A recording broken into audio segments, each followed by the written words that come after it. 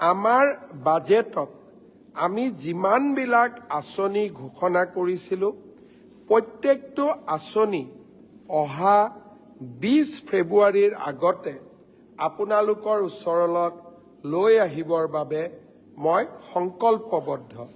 কাৰণ আমাৰ ৰাজ্যত বিশেষ কৰি যোৱাবাৰ অসমত 27 ফেব্ৰুৱাৰী তাৰিখে নিৰ্বাচনৰ দিন ঘোষণা হৈছিলে। স্বাভাৱিকভাৱে 27 তাৰিখে নিৰ্বাচনৰ দিন ঘোষণা হ'লে তাৰ আগতেই আমি আপোনালোকক প্ৰতিশ্ৰুতি দিয়া প্ৰত্যেকটো আঁচনি বাস্তৱত ৰূপায়িত কৰিব লাগিব। আমি আমাৰ দায়িত্বসমূহ নিষ্ঠাৰে সৈতে পালন কৰিম। ফেব্ৰুৱাৰী মাহত আমাৰ ৰাজ্যবাসীয়ে আৰু কেইবাটাও নতুন নতুন উপহাৰ লাভ কৰিব। গুৱাহাটী উত্তৰ গুৱাহাটীৰ মাজত বহু প্ৰত্যাশিত কুমাৰ ভাস্কৰ বৰ্মা সেতু আমি ফেব্ৰুৱাৰী মাহত প্ৰধানমন্ত্ৰীৰ কৰকমলেৰে আমি উদ্বোধন কৰিম। মই অন্তৰত এটা সাহস ৰাখিছোঁ যে ফেব্ৰুৱাৰী মাহৰ ভিতৰত চানমাৰী আৰু বামুণী মৈদাম নুনমাটি গুৱাহাটী ক্লাবৰ উৰণ সেতুখনো আমি ৰাইজৰ বাবে মুকলি কৰি দিয়াৰ বাবে আমি প্ৰচেষ্টা চলাই আছোঁ। যোৰহাটৰ এটি ৰোডত আমি নিৰ্মাণ কৰি থকা উৰণীয়া সেতুখনো আমি 20 ফেব্ৰুৱাৰীৰ আগতে মুকলি কৰাৰ বাবে প্ৰচেষ্টা চলাই আছোঁ।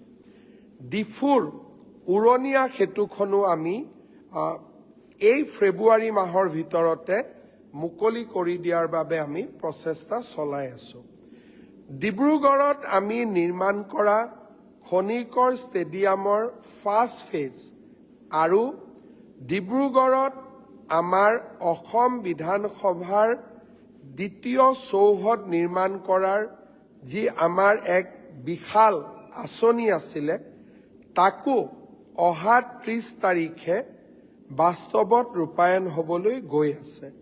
ভাৰতৰ গৃহমন্ত্ৰী অমিত শ্বাহ ডাঙৰীয়া অহা 30 জানুৱাৰী তাৰিখে ডিব্ৰুগড়লৈ আহিব আৰু ডিব্ৰুগড়ত আমাৰ অসম বিধানসভাৰ দ্বিতীয়টো চৌহদৰ তেখেতে আধাৰশিলা স্থাপন কৰিব।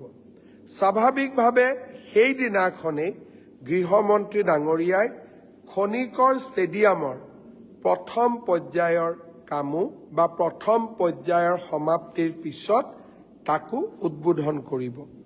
অসমৰ চাৰিওফালে এই ধৰণে উন্নয়ন এক নতুন দিগন্তলৈ লৈ যোৱাৰ বাবে আমি প্ৰচেষ্টা চলাইছিলোঁ আৰু আজি আমি সেই প্ৰচেষ্টাবিলাকত সফল হৈছোঁ। আৰু আপোনালোকে জানি ভাল পাব অগণন আঁচনি এই ফেব্ৰুৱাৰী মাহত অসম মালাৰ নতুন ৰাস্তাবোৰ আৰম্ভ হ'ব। বৰপেটাৰ চাৰ্কিট হাউচ, নলবাৰীৰ DC কোৰ্ট, নলবাৰীৰ ষ্টেডিয়াম, অসমৰ চাৰিওফালে বিভিন্ন আঁচনি আমি যি প্ৰতিশ্ৰুতি দিছিলোঁ, আধাৰশিলা কৰিছিলোঁ, বিকাশৰ উৎসৱ আমি কৰিছিলোঁ, এই গোটেইবিলাক আমি আপোনালোকৰ বাবে মুকলি কৰি দিয়াৰ প্ৰচেষ্টা কৰিম।